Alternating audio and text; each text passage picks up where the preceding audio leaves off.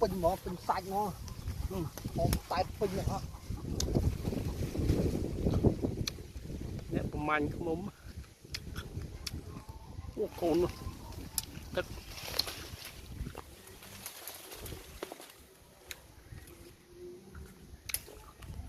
นี่มีอะไรจวนล่าง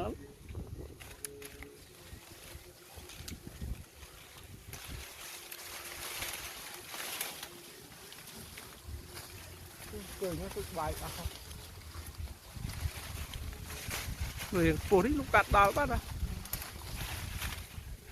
nom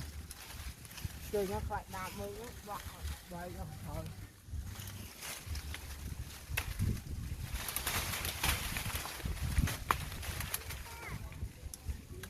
lâu thầy công đoàn thua ô con ra rồi bọc túi à bình nó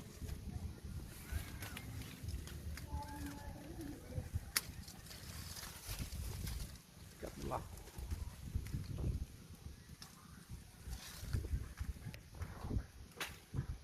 12 lỡ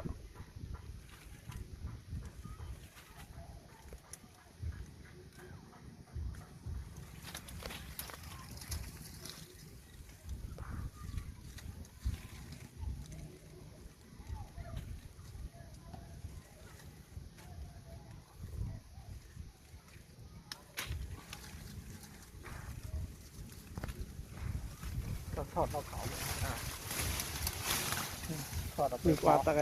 ถอดเปิดหม้อของสะอาด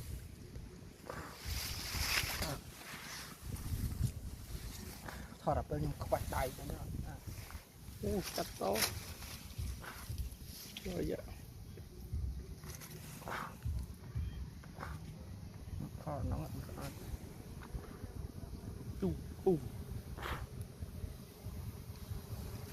ถอดหัว เนี่ยนั่นแหละ ถอดหัวเคย